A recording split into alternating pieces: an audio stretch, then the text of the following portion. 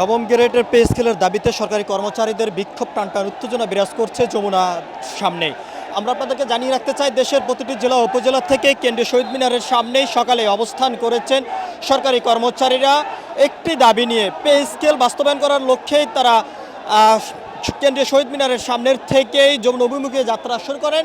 শাহবাগ এলাকায় আসলে আইন শৃঙ্খলা রক্ষাকারী বাহিনীর সদস্যরা তাদেরকে ব্যারিকেড দিয়ে আটকিয়ে রাখার জন্য চেষ্টা করেন। সর্বশেষ সেখান থেকে পুলিশের ব্যারিকেড ভেঙেই তারা যমুনা অভিমুখে যাত্রা শুরু করেন। যমুনার ভিতরে প্রবেশ করার প্রধানত যেই ফটকটি রয়েছে সেখানে আসলে আবারও পুলিশ তাদেরকে ব্যারিকেড দিয়ে আটকানোর চেষ্টা করেন। সর্বশেষ সেখানেও পুলিশের ব্যারিকেড ভেঙে তারা যমুনা অভিমুখী হয়ে যাত্রা শুরু করেন।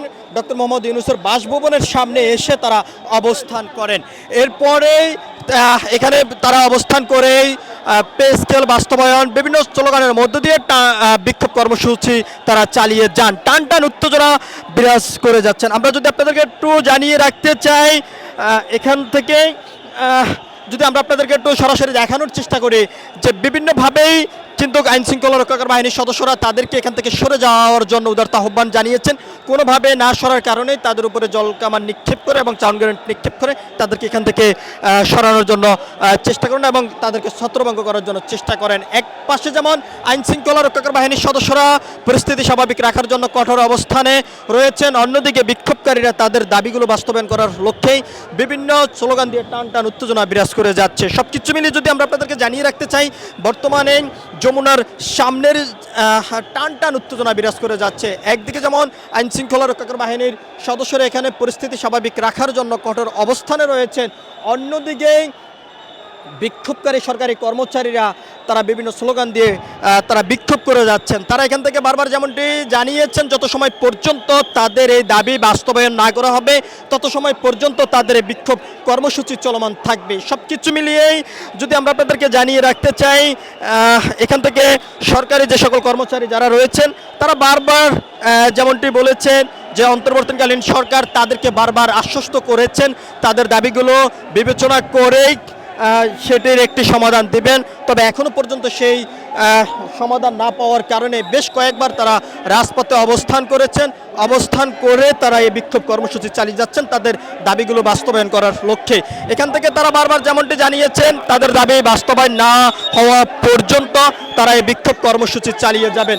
আমরা আপনাদেরকে দেখানোর চেষ্টা করছি, এখানে সরকারি কর্মচারী যারা রয়েছেন তারা বিভিন্ন স্লোগান দিয়ে যাচ্ছেন এবং তারা বিক্ষোভ করে যাচ্ছেন।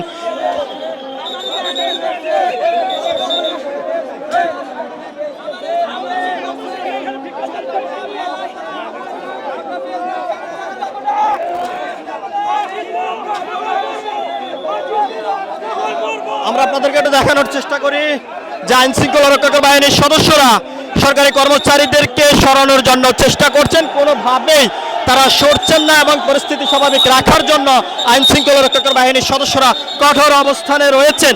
সব কিছু মিলিয়ে বর্তমানে যমুনার সামনেই টান টান উত্তেজনা বিরাজ করে যাচ্ছে। সরকারি কর্মচারীদের এই বিক্ষোভে একদিকে আইন শৃঙ্খলা রক্ষাকারী বাহিনীর সদস্যরা উপস্থিত রয়েছেন পরিস্থিতি স্বাভাবিক রাখার জন্য, অন্যদিকে বিক্ষোভকারী সরকারি কর্মচারীরা তারা বিক্ষোভ কর্মসূচি চালিয়ে যাচ্ছেন।